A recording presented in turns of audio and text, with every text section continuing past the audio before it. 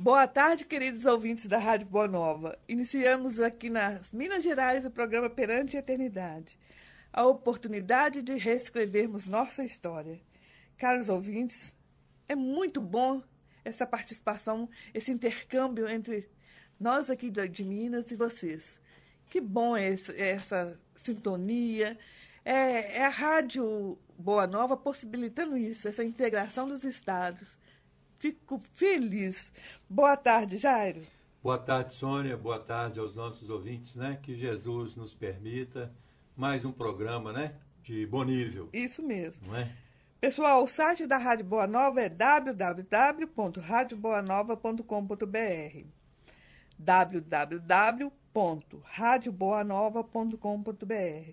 O telefone para contato é o 0800 97 95011. 0800 97 95011. Entre em contato com a Rádio Boa Nova. É muito bom essa participação de vocês, nos dando um feedback de o que está achando do programa, o que a gente pode melhorar. Entre em contato, fale com a gente. Estamos fazendo um estudo do livro O Residente e terminando o capítulo 9.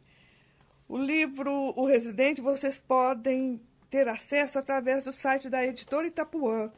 Lá vocês vão conhecer o release do livro, podem adquirir. O site da editora Itapuã é www.itapuãeditora.com.br. Lá você terá acesso a todos os nossos catálogos, entrevistas, tem muita coisa boa. Entre lá no site, conheçam. Lembrando que esse Itapuã aí é Itapua, né? Itapua, com A no final. Uhum. Já, nós terminamos o programa da semana passada com as palavras maravilhosas da nossa irmã Sheila. Já, que coisa linda, né? Coisa linda, né? Depois, lúcida. Depois comentávamos até em off, né? Uhum. Essa beleza que é essa descrição do espírito Sheila, né? São espíritos diferenciados, né? Isso mesmo. Ô Jário, a gente vê muita sabedoria, e uma forma simples de colocar as coisas pra gente, que fica fácil da gente entender, né? Justamente. E sem rebuscamentos, né? Sem ameaças, né? Dentro daquilo que preconiza a doutrina espírita, né? Uma forma extremamente consoladora, né? É isso mesmo. Eu gosto muito daquele livro da Sheila, Jairo, Superando Desafios. Superando Desafios. São as orientações muito, muito, muito inteligentes e que falam no nosso coração. Justamente. E outra coisa, Jairo, cada orientação ali da Sheila faz você querer ser melhor. Justo. Porque ela acredita na gente. Justo. Ela sabe que a gente de pode. De uma forma tranquila, né? Que ela coloca. Né, buscando o nosso lado bom. Isso, né? Isso. E nos mostrando que somos capazes, né? Isso é muito bom. É igual nós falávamos na semana passada, a Sheila, por exemplo, a gente vê falar muito em reforma íntima. Esse assunto me incomoda já, pela forma que é colocado, tá me entendendo? Justamente. Como a camisa de força. Isso mesmo. Aí a pessoa que não está preparada, ela não dá conta e sai da casa espírita. Ela fala assim, isso aí não é para mim ainda. Tá entendendo? A Sheila mostra pra gente, de uma forma maravilhosa, que reforma íntima não é aquela coisa que você tem que conquistar de repente. Justo. Ela mostra naqueles citações no livro Superando Desafios, né, que é uma coisa que você vai acrescentando em sua vida. Justo. Não é aquela coisa, você tem que fazer isso. Né? Você está aqui na palestra e o orador lá falando de reforma íntima. Se você não fizer dessa forma... Isso. Não tem outra saída. Você vai para o inferno. Vai queimar no mármore. E a Sheila mostra a gente essa reforma íntima de uma forma muito, muito gostosa. Não é, Jair? Muito gostosa. Você vê desse jeito também? Também. Um espírito que acredita na gente, né? É isso. Que ele procura nos incentivar, né? A movimentar esse lado bom, esse lado grande que nós possuímos, né? É isso mesmo. Então, é um espírito que a gente fica extremamente feliz, né? De poder tomar contato com o seu pensamento, né? É isso mesmo. Nossa, é muito bom. Conheça o livro, gente, Superando Desafios. É um livro de tamanho menor, mas, nossa, vale a pena. A Sheila continua.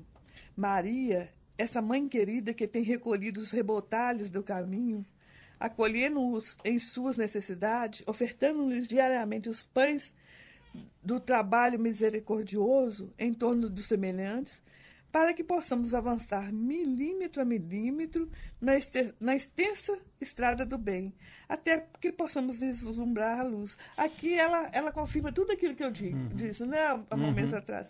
É milímetros mesmo. A gente vê a docilidade do Espírito. É, isso mesmo. Milímetros. Não está pedindo para a gente dar salto. Justo. Tem pessoas que acham que a evolução ela se movimenta, né? No estilo canguru, né? Aos saltos, né? E não é assim, né? Não é. Como Emmanuel diz, né? Avança com o teu fardo, ainda que seja 1 milímetro por dia. Não é? Eu acho essa frase assim maravilhosa, né? Avança com o teu fardo, ainda que seja 1 milímetro por dia. Não importa, né, qual seja o nosso fardo, ou não importa o quanto nós avançamos, né? Milímetros, mas já foi um avanço, né? E nós temos muito a comemorar, né? Isso mesmo. Eu sempre digo assim, que o alto, ele não nos mede por aquilo que nós fomos, né? Por aquilo que nós somos, mas o alto, ele nos avalia e ele nos avaliza, né? Por aquilo, pelas possibilidades de ser. Isso mesmo. Não é? Por aquilo que nós mostramos que temos capacidade de chegar, né? Ora, e se nós, não é, somos filhos de um Deus perfeito, né? Nós somos a expressão dessa perfeição. Isso. Não é? E podemos estar hoje por atalhos errados, né? Caminhando por locais, às vezes, de dificuldades, né? De impedimentos e tudo, mas essa perfeição, ela mora dentro de nós, né? E esta perfeição, ela vai se desbrochar em nós, queiramos sim ou queiramos não, né? Porque ela é impactada a todo momento pelas leis de progresso, né? Tem coisas que nós avançamos querendo sim ou querendo não. Mas de uma forma tão natural, tão tranquila, né, que nós ficamos aí, assim, extremamente agradecidos, né, aos nossos protetores, né, a esses espíritos amigos, a Deus, a Jesus, né, por esta forma tão sutil que se faz o progresso em nós. Não é? Ô, Jário, interessante que se cada um de nós, cada um de vocês que estão nos ouvindo, se nós fizermos uma avaliação de nós mesmos, nós veremos que nós já somos muito melhores. Justo. Sabe o que acontece, Jair? Nós fomos ensinados a ver somente o nosso lado negativo. Isso, né? justamente. Mas eu faço um histórico por mim mesmo. Eu já sou bem melhor hoje. Justo. Não é? Do que muito tempo atrás.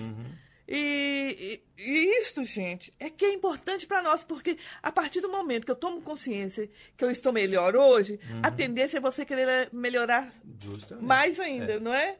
Mas se eu fico aqui, não tenho jeito mais não. É engraçado que eu tenho uma pessoa na minha relação profissional, né? E que eu gosto muito e tudo, mas a gente presencia e testemunha o sofrimento dessa pessoa. Por quê? Porque foi criado numa família muito simples, muito humilde, né? Sim. E o pai era carroceiro, né? Não é um demérito nem nada, nós estamos falando da singeleza da profissão, né? E a mãe era do lar, lá, vivendo aquelas dificuldades.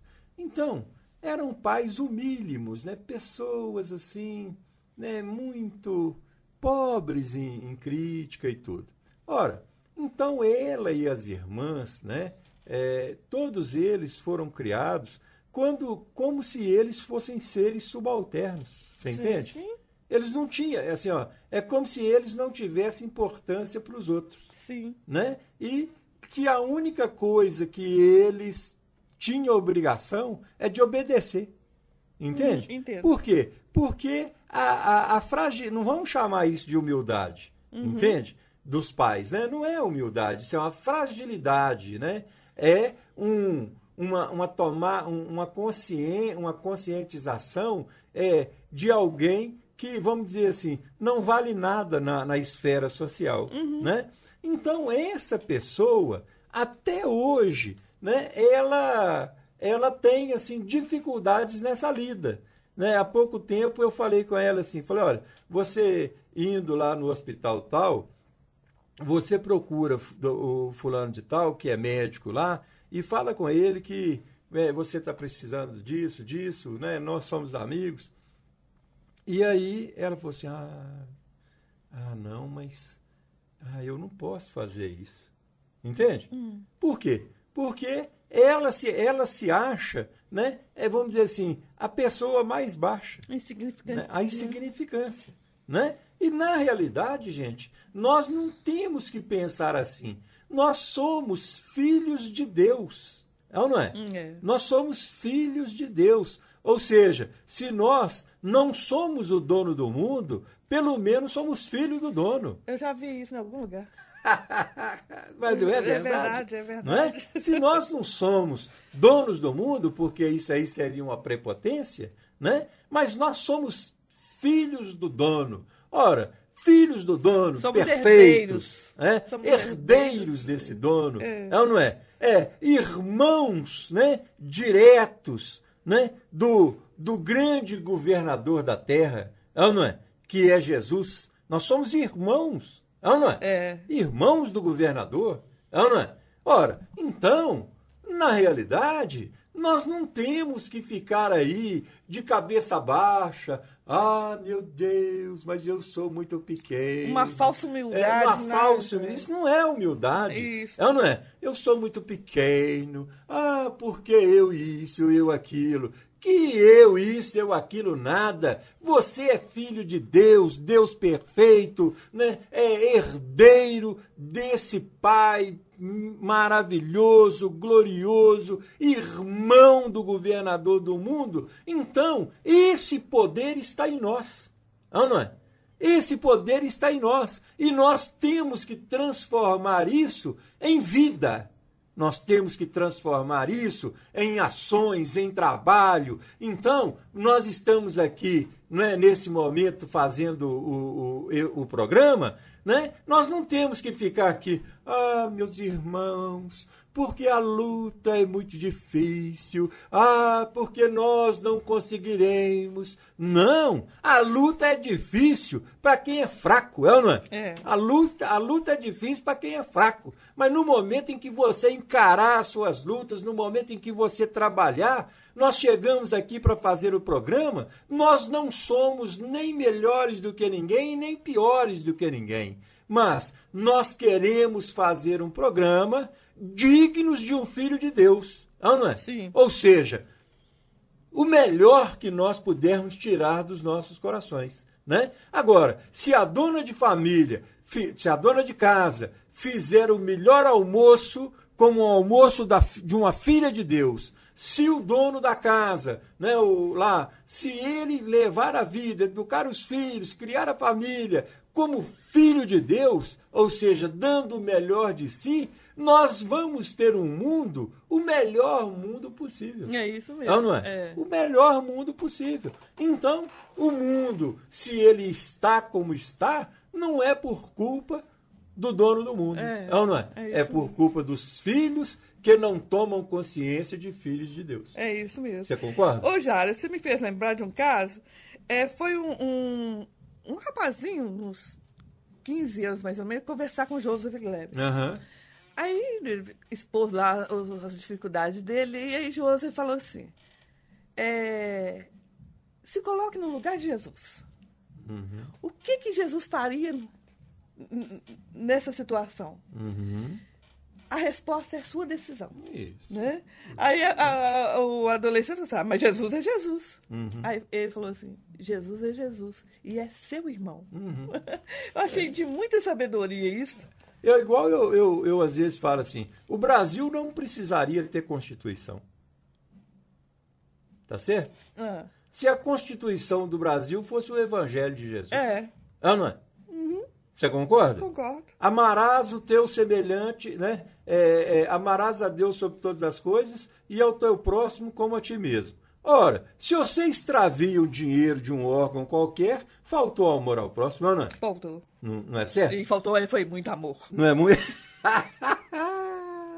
Vamos virar a página. Então, você concorda comigo? Concordo. Não é? Não adulterar. Ora, se você adultera, logicamente, você infringiu a Constituição. Ou não é? Então, né, é simples. É simples. Né? Nós não temos que viver o Evangelho, carregar o Evangelho para cima e para baixo, como um livro. Ou não é? É um livro. Você põe o livro debaixo do braço, sobe rua, desce rua, e às vezes um livrão, e sobe rua, e desce rua, e desce rua. Não, você não tem que fazer isso. Você tem que colocar o livro no seu comportamento ético. Não é? Isso. Na sua ética de vida. Não é? O Evangelho não é para você ficar repetindo igual papagaio, né?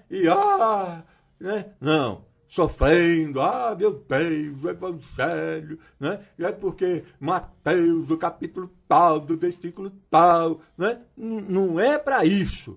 O Evangelho é para que você internalize, tome consciência e faça dele um instrumento ético, não é?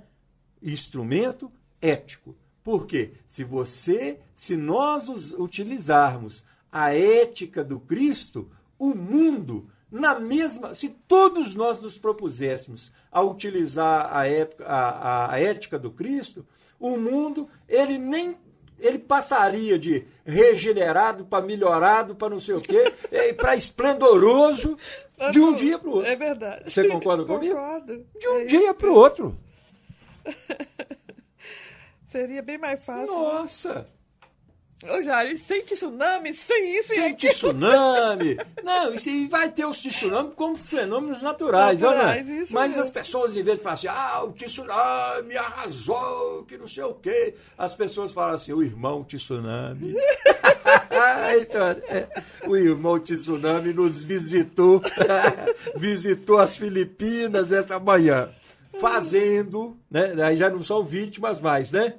Dando a 1.200 pessoas a oportunidade do desencarne digno para um resgate, não é? Então, nós aqui hoje, de joelhos, estamos, né, orando por esses nossos companheiros. Olha, não é verdade? É verdade. É verdade. Não teríamos a visão de tragédia. A visão de tragédia. Mas de oportunidade. Sim, não é?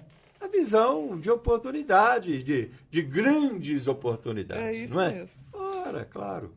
Agora a Sheila vai se despedindo, Jair. Vamos ver que aqui. pena, né? Que pena. Tava muito bom, Tá né, Jair? bom. Tá muito bom. Nossa irmã estava... Não, irmãos queridos, abracemos em Jesus de coração para coração e despedimos-nos carinhosamente de todos. Paz e alegria, fraternidade, trabalho, paz e alegria. Aí Marcelo fala, nossa irmã estava luarizada, abria suas mãos em direção, emitindo raios luminosos por todo o salão. Curvava-se em agradecimento. Nós já estávamos até com saudade do Marcelo, já. Nesse momento, pétalas de rosas começaram a cair por todo o ambiente, colando-se ao nosso corpo, invadindo-nos como flocos de energia. Todo o ambiente transbordava de fino perfume. Os presentes começaram a entoar maravilhosos hinos, que me pareceu invadir a acústica de minha alma, como se eu fosse transportado para outro lugar de maravilha sem fim. Vamos unidos a Sheila numa alegria sem fim, cantar como os passarinhos que esvoaçam nos jardins. Essa flor tão delicada, quando está juntinha a nós, irmã Sheila tão querida. Que maravilha eu poder viver naqueles momentos.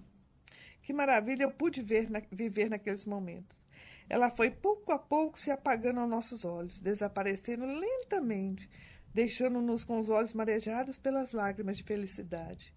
Eu não cabia em mim de contentamento. Agradeci a Jesus, a Maria Santíssima, pois era ali naquela colônia, através do trabalho de cada dia, que eu vinha vivendo os meus melhores dias, a grande jornada de minha vida.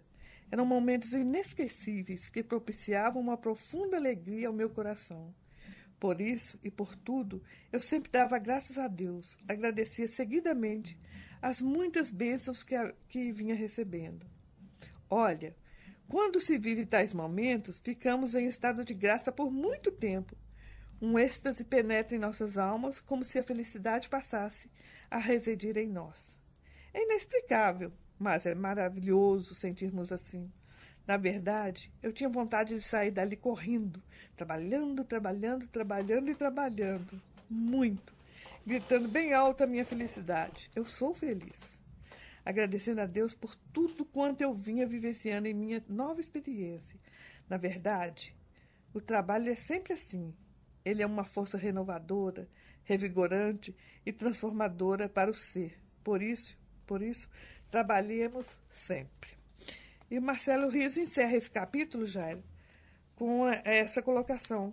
Trabalhar sempre. Porque, trabalhar, né? Trabalhar trabalhando, trabalhar, né? A gente... e ele mostra aqui o trabalho unido à felicidade. Você viu, Jairo? Né? Na realidade, tem uma expressão de Emmanuel muito bonita, né? Que ele diz assim, né? O trabalho é o grande mérito que nos resta, não é? Isso mesmo. O que foi que você apontou aqui? É que o Jair, pessoal, fica balançando o fio do microfone e dá ruído aqui. Muito bem. Olha só, nós agora estamos no capítulo 10. E no capítulo 10, o título é O Dia a Dia. O dia a dia. O Marcelo vai mostrar pra gente as atividades lá do setor que ele se encontra, né? E só que nós vamos dar um intervalo. Dar um intervalo e voltamos já. Estamos de volta com o programa Perante a Eternidade. Caros ouvintes, quero convidá-los a conhecer nosso livro, o livro Não Aceito Morrer.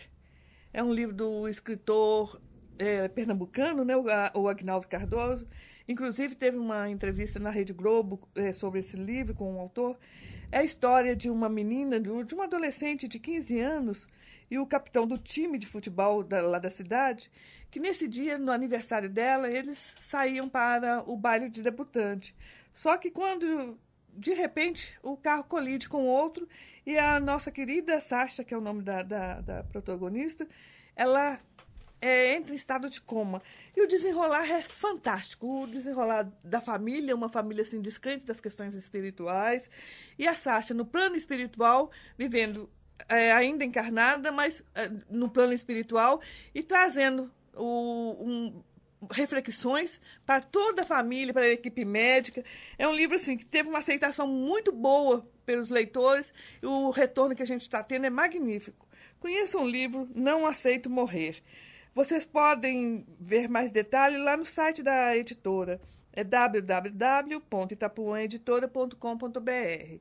E quem quiser ligar para a gente, o DDD 31, o telefone 3357-6550.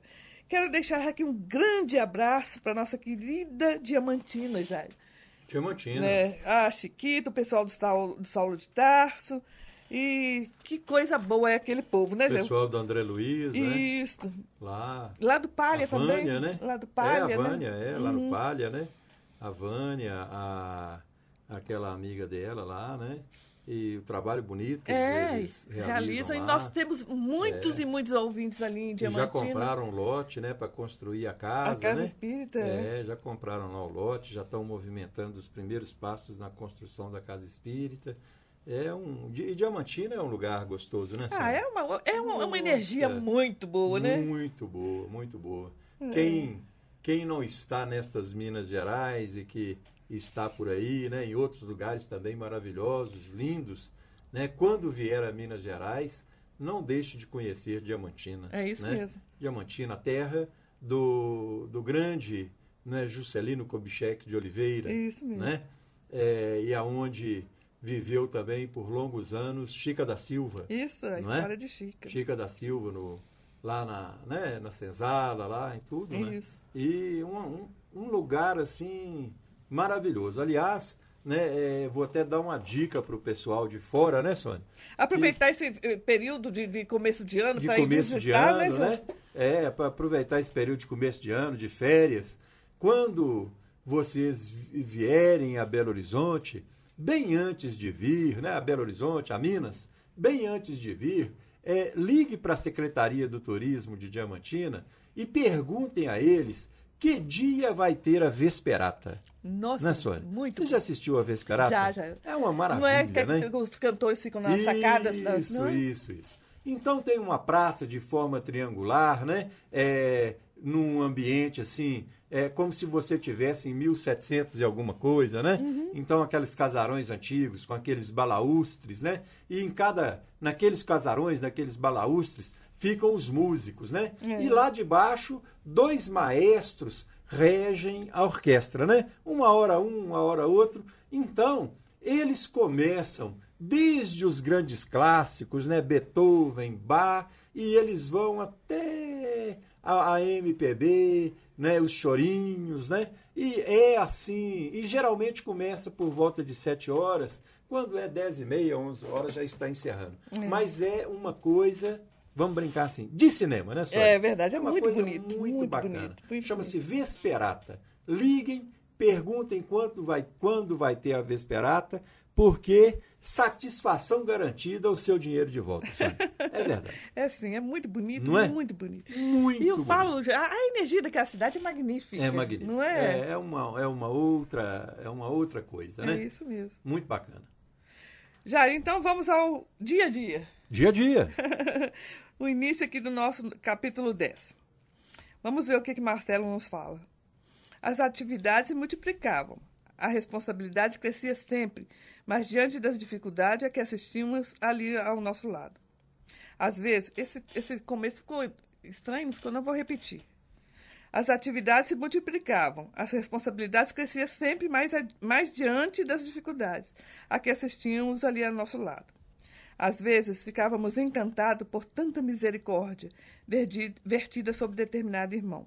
Outras vezes, chocava-me ao deparar com tanto sofrimento e, em outras ocasiões, mergulhava em profundas reflexões, tentando melhor entender os acontecimentos que me rodeavam, principalmente os motivos para situações tão penosas. Bom dia, senhor Oswaldo. Bom dia, nada. Eu quase não tenho conseguido dormir. Esses demônios vêm aqui só para me roubarem o sono. Invadem o meu quarto e pulam sobre mim. Socam-me, batem. Aí eu entro em luta com eles. Estes demônios do inferno só aprendem assim. Mas até agora eu tenho sido forte e eles não têm me aguentado. Não me aguentam. Confesso que já estou ficando quebrado, cansado, doente. De tanto eles viverem nessa guerra comigo, atormentando-me dia e noite. Nisso aí a gente pode ver que eram crises anímicas, né? Ah. Porque ele estando lá na Colônia Albergue Maria de Nazaré, logicamente esses demônios não estavam lá dentro.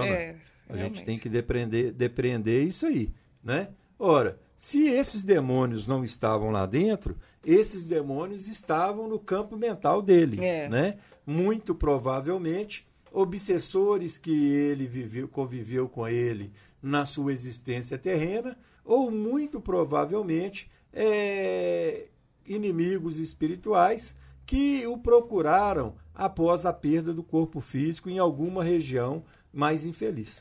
Não é? Uhum. E aquilo fora, talvez, tão traumatizante, tão pesado, que ficou registrado no seu consciente. Né? Então, quando ele fechava os olhos, quando ele entrava num processo assim, de descanso, né, de dispersão mental, estes quadros retornavam a ele. E deve ser uma coisa terrível, né, Sônia? Deve ser uma coisa complicada. Eu acredito que você também vivencia isso. Pessoas aqui encarnadas que têm esse mesmo comportamento. Né? Parece que elas vivem brigando com um demônio interior, Jair, não é? Justamente. E assim, é uma briga sem paz. Né? Uma briga sem paz. Justo. É ótimo. É uma briga que não tem trégua. A gente vê isso, né? E principalmente quando é uma coisa muito comum, quando a gente vê pessoas, né, em surtos, né? Quando a gente vê os surtos esquizofrênicos, né? As pessoas, às vezes, vão adoecendo, e elas vão vivendo esse desassossego, né? Se vendo perseguidas, né? Se vendo humilhadas, se vendo debochadas, vozes, né? Falando-lhes a cabeça, né? Então, tudo isso a gente vê que tem essa ascendência espiritual mesmo, não é? É isso mesmo. Em muitos dos casos, são fatos anímicos, né? Imagine você que às vezes passa por minha cabeça, isso é o Oswaldo falando, a vontade de suicidar. Mas, ao mesmo tempo, digo, eles não vão ter esse prazer, não. Demônio dos infernos entram aqui e tentam todas as noites roubarem minha despensa para levarem a minha comida. Eu tenho que passar as noites vigiando, sem parar, para não ser roubado. E amanhã não vier morrer de fome, na indigência e na miséria. Justamente. É os monstros que nós criamos, né, Jair? É os monstros que nós criamos. Há pouco tempo atrás, eu tive com uma senhora, até fui à casa dela, com a filha, né?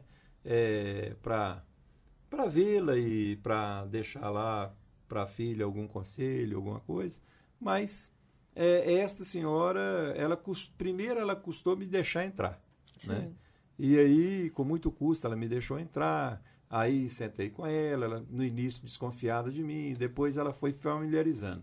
Então, ela estava me contando, né, que a casa dela estava cheia de escutas, sabe? Assim, cheio de aparelhos, né, de escuta, porque tinham vários inimigos dela lá fora, na rua, que não conseguiam entrar na casa dela, mas eles ficavam monitorando tudo que ela falava, e por isso que ela ficava em silêncio, sabe? Por isso e ela falava comigo baixinho, que é para não ser captada por essas escutas, entende? E aí eu falei assim, mas eu entrei naquele delírio dela, né? E perguntei a ela assim, mas qual o motivo dessa escuta e tudo? Eu falei, olha, eles estão querendo roubar meus pensamentos. Olha só. Pensa bem, né? Então, isso que Marcelo está descrevendo aí, né, de uma cama, né, um processo de hospitalização no mundo espiritual, isso também é visto por aqui. Jair, me perdoe o comentário que eu vou fazer, mas é até poético. É verdade. Não é, Jair? É verdade. É uma coisa, né, assim, difícil, né? Olha só, a preocupação dela de ser roubar-lhe os pensamentos. O pensamento, roubado o pensamento. E eu já conheci pessoas, né? Certa vez eu estive com o senhor que ele estava num processo de inanição, não comia nada, sabe? E já estava até tomando soro para recuperar. Então, na nossa conversa, né, a gente pôde comprovar no delírio dele, e, né, eu falei com ele assim, né? Falei, senhor Antônio, mas o senhor está ficando muito fraco, o senhor tem que comer e não sei o quê. Ele falou comigo assim, olha, doutor, como que eu vou comer? Roubaram o meu estômago. Olha só. E ele, perfeito, né? Mas ele sentia que haviam roubado o estômago dele, né? Quer dizer, são delírios, né? Ô, Jair, um fato comum nisso tudo, que acontece muito, é o ciúme. O ciúme entra nesse esquema aí, não é? Justamente. O ciúme entra nesse esquema, né? Tem um fato que também passou pela nossa experiência, de uma pessoa que ela, quando atingiu determinada idade, ela começou a brigar com a esposa, né? Brigar com a esposa e chamar a esposa de nomes horríveis, sabe assim? E culpar a esposa de coisas horríveis, né? E até ameaçar de agredi-la. Então, não restou outra alternativa senão interná-lo. Quando ele chegava na clínica psiquiátrica, ele virava uma outra pessoa. Aí os médicos falam, não, mas ele não está doente, porque ele isso, ele aquilo, do Mineirês, né? E aí, e vai. Aí dava ele alta. Ele chegava em casa e começava tudo outra vez. Aí dava ele alta, aí os filhos passaram a levar para a casa deles. né? Na casa deles, era o melhor avô, o melhor pai, tudo. Mas se fosse para casa, ou se a mulher fosse visitar, né? Aquilo virava um Deus nos acuda, né? Ora, qual é a explicação para isso, né? Que ele, né, numa determinada idade, por um acidente X qualquer, né, nas estruturas mentais, né, ele passou a viver também parte do passado. Quando esta esposa foi isso tudo. Entendi. Né?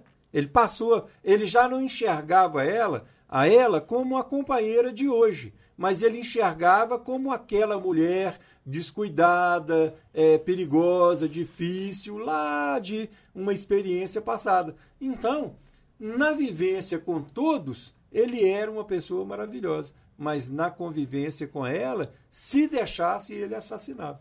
Então, né, tomando remédios, moderadores, reestruturadores e tudo, né, mas ele melhorou muito pouco. A saída que teve foi deixar, né, os filhos deixaram a mãe na casa da mãe e alguém albergou o pai, e aí sim a paz voltou à família. Mas reaproximar eles não podiam. Ô, Jário, porque o ciúme é uma doença, É uma não doença, E Jário, a pessoa que sofre dessa doença, ela tem uma capacidade de fantasiar, Isso, não é, Jário? É claro, não é? Ora, eu escuto isso diariamente por parte de pessoas das minhas relações profissionais, né? Pessoas que não suportam, não aguentam ver o celular do marido, né? O marido que não aguenta ver o celular da esposa, não é? E eles não conseguem não tocar naquele celular e não fazer uma investigação ali dentro. Entende? De olhar para cá, olhar para lá, não encontram nada, mas mantêm a mesma desconfiança. Entende? Né? É como se fosse uma ideação persecutória, né? Uma ideação assim que vem e, vamos dizer, é uma ideação de ciúmes, igual você trouxe aí, né? E que as pessoas não dão conta de ser normais. Né? Elas não dão conta de ser normais. Elas estão sempre sustentando o ciúme. Quer dizer, nós podemos catalogar esses níveis de ciúme, né, também nas cotas do surto.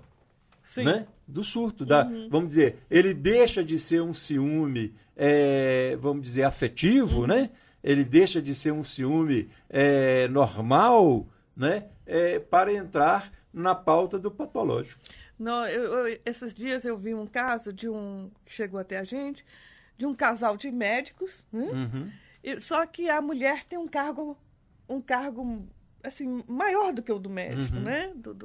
E dentro de um hospital. E o ciúme do marido, por causa...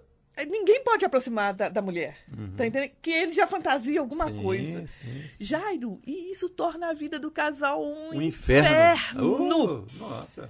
Nossa com isso senhora. todo dia. Nossa, que triste, gente, Né? que triste. E isso requer tratamento. Né? Se você sofre desse ciúme, né, aspas, doentio, ou se esse ciúme, você, na autocrítica, né, você já vê que ele está caminhando para o patológico, né, busque ajuda psicológica e busque ajuda psiquiátrica. Sim. Não é? Não fique bobo, não. Porque estas coisas, elas acabam com o lar. E desaguam também violência, né? Muitos casos. Justamente. A gente está cansado de ver aí no noticiário, crimes, né? já aconteceram, né, sobre isso.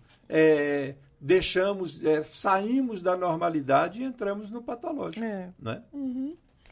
Ô, Jário, e nós temos que tomar muito cuidado, porque a linha é muito tênue, né?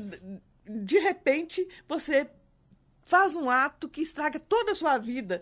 Você que achava que não era capaz daquilo, de repente... Né? Interessante que me veio aqui à cabeça, me permita mais um comentário, de um caso que a moça, ela casou-se, né, com um rapaz lá e viviam, e a mãe muito próxima dela, muito próxima do rapaz. Sabe aquelas sogras, sabe? Pesadas, né? E aí, muito próxima dela, muito próxima do rapaz, e sempre acompanhando e tudo. E a moça engravidou e ela agarrou mais na moça, sabe? A mãe. A mãe, agarrou mais na filha, né? Sim. E cuidando daquela gestação, e leva para cá, e leva para lá, e aquele negócio todo. Nasceu o menino. Ora, essa dona, ela investiu sobre o menino como se ela fosse a mãe. Você acredita um negócio desse? Acredito, a gente vê muito isso. Ela investiu sobre o neto como se ela fosse a mãe, e ela foi daqui, dali, dominando a filha, Nossa. dominando o neto. Não houve outra saída para o marido que não fosse separar. Porque ela entrou na vida dos dois, o objetivo dela era separá-los para a filha voltar para a casa dela. E, voltando para a casa dela, o neto estaria morando com ela. Nossa. E assim foi feito. E esse menino hoje, ele já está caminhando aí para os 14 anos, né? E agora essa avó já está bem doente, bem isso, bem aquilo. Agora é que ele está reaproximando do pai. Nossa. Sabe? Mas enquanto esta avó estava na ativa? Estava na ativa, Deus me livre, não vamos nem chamar de avó, essa excomunhão, estava na ativa, ela causou uma separação, né? Ela causou uma separação, separou a filha do marido, com o tempo ela separou o menino do pai, separou o menino da filha, assumiu o menino e foi levando. Agora é que as coisas estão entrando novamente no eixo. Isso é patológico. E Jairo, olha só, destruiu uma família. Uma família, justamente. Que louco isso, né? É muito, muito doido isso, né? É isso muito, mesmo. Uma coisa assim que a gente fica, como diz o outro, absurdado.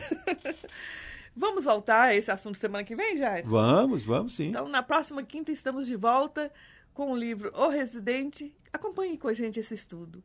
Uma boa tarde a todos e até a próxima quinta. Boa tarde, Jairo. Boa tarde aos nossos ouvintes.